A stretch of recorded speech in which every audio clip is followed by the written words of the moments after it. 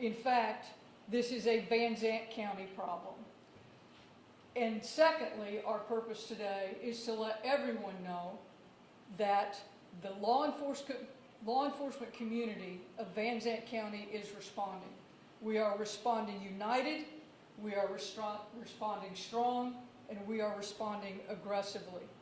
On Monday, April the 3rd, I learned that a 13-year-old Van Zandt County student was currently being transported to Children's Hospital in Dallas due to a fentanyl overdose.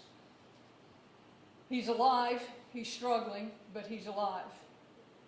That was the second fentanyl-involved incident in that particular school in the last 30 days. That's too many.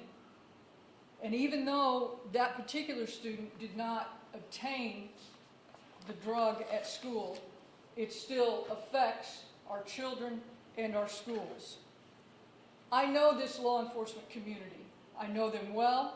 I know what we can do when we join together and unite and put our best forward. And that's what we're going to do in response to this problem. By Monday afternoon, I had contacted each of these individuals standing here with me, and I asked them for one thing, one person, to give me one person to put together a fentanyl response task force to address this problem. I was overwhelmed with the response. I expected a yes. I know these men and women. I knew they would give me a yes. But before I could even finish my request, every one of them responded with, absolutely. Whatever you need, Tonda. You bet. I'll give you 2. Whatever you need, just let us know. That's the response of the Van Zandt County law enforcement community. I know the people who work for these men and women. I know that they are already doing more, stretched thin, don't have enough resources, but that didn't stop any of them from responding with, yes, absolutely, count us in. By Monday afternoon, we had the task force assembled. By Tuesday, early in the day, we had the adult who had sold the pills to the young man who overdosed identified. By Tuesday early afternoon, we had a search and arrest warrant signed and ready to go. Tuesday night, we executed those and we took his pills. We recovered over 150 fentanyl pills from a residence right here in Van Zandt County. Pills that we know from an investigation had been being distributed not just to that one 13-year-old student, but to others. That is the response of the law enforcement community of Van Zandt County. These people that sell fentanyl to our kids, they don't go get prescription pharmaceutical grade fentanyl. No, they sell the stuff that's made in illicit labs, the stuff that kills. They know, they're not stupid, they know that they sell stuff that kills to our kids. And you know what? They choose dollars over children. We don't. We choose to protect the children. It is unacceptable in Van Zandt County to choose dollars over the lives of children. It will not be tolerated. I'm here today to promise the people of this county that we will unite, we will be strong, we will give our best to protect the children of this county, to arrest and prosecute as strongly and aggressively as the law allows the people who come to this county and choose dollar signs over the lives of children. We won't quit. Your case will not result in a plea offer of probation. I promise that. There will be no plea offers of probation for people who sell, give, distribute fentanyl to children. Those people who choose dollar signs over the lives of children. There's only one place for those people, and that's prison. Together with these men and women, the folks who work for them, we will do everything we can to see that that is where they wind up. Questions? Yes, ma'am. You mentioned that there were more than one student within the past 30 days who had an overdose or was exposed to fentanyl. Which school exactly was this at, and was it the same school?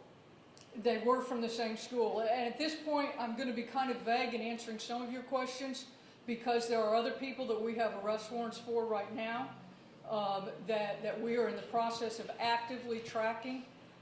So I don't want to give out too many details on some of this information, but the young man who overdosed and the other incident that we are aware of in one of the schools, they are from the same school.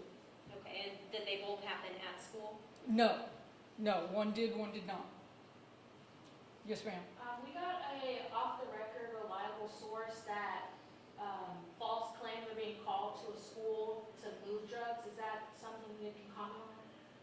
That false claims were being called to a school to move drugs. Like for all law enforcement to go towards the school while they can move drugs wherever they want? There were some issues a couple weeks ago, both in Van Zandt County and in a neighboring county, of false bomb threats and false threats of violence being called into schools. I have no information as to whether or not that's related to any drug trafficking. In total, you said you have more arrest warrants being worked on right now. In total, how many are we looking at so far? I'm not going to say yet. Yes, ma'am. But one arrest has been confirmed at this point? One arrest has been made, and let me say this. Of all the incidents that we are working on, they are targeted towards more than one group. We know it's more than one group that is currently bringing it into this county and attempting to distribute it in this county, and we are looking at all of them. Yes, ma'am. And you said there was another person, another child. Has that person passed away from the other incident in that school? We're not aware of any deaths, any fentanyl deaths in Van Zandt County at this time. And when exactly did we start seeing fentanyl kind of come into the Van Zandt County? At least a year, but it wasn't. But the investigation indicated at that point that it wasn't for distribution here, that it was for that it was storage and distribution in other places. It's just been recently that we've seen it in our schools. Yes, ma'am. You mentioned one was 13 years old. What's the status of both children and their ages? So I only said that there was one who actually used the fentanyl and had overdosed, and he was a 13-year-old. The other one, it's a different circumstance, but he's still a high school age student.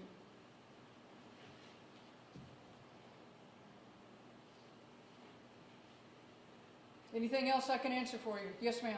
Is it also being sold on campus, or was it just kind of brought in by these students? I have information that indicates it's being sold on campuses. Yes. When it comes to the pills themselves, was there anything specific that you want parents to be looking for? Parents need to be suspicious. Look at your kids' phones, see what they're doing, go in their rooms, see what they're doing. You are the best defense, parents, to your children getting involved in something like this. Be involved in their lives, know where they go, who they hang with, what they're doing. That's my advice. And quite frankly, the pills can come in any shape or color. Yes. And what form were these pills in? Was it just a pill, and was it mixed with any other drug? They were being advertised as Percocets. It was, in fact, fentanyl. We've seen blue, we've seen white, we've seen a lot of colors.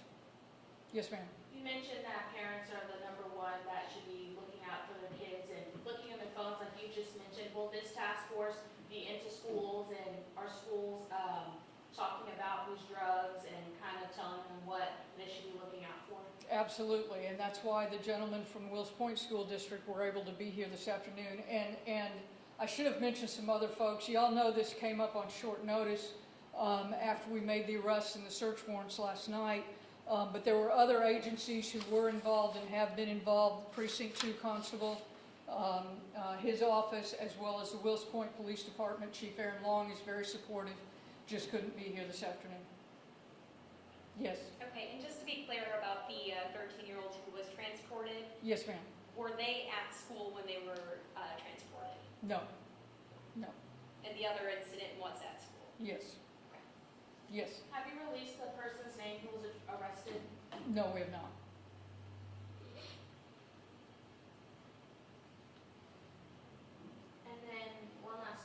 Sure. Are there any other drugs you're seeing in Van Zandt County? All of besides them. fentanyl? All of them. Is there, have you seen anything about a tranquilizer drug that's kind of hit different states in your county? Anybody see anything about a tranquilizer? Probably ketamine. Ketamine's been around for a while. It's a very popular tranquilizer, party-type drug, but it's been around for quite a while. Yes, ma'am. And how much was found? Between 150 and 200 pills, as well as a handgun and some marijuana.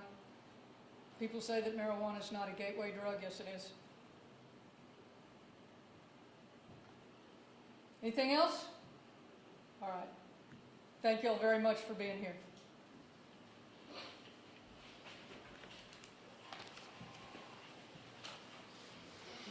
Thank you, guys. Very much.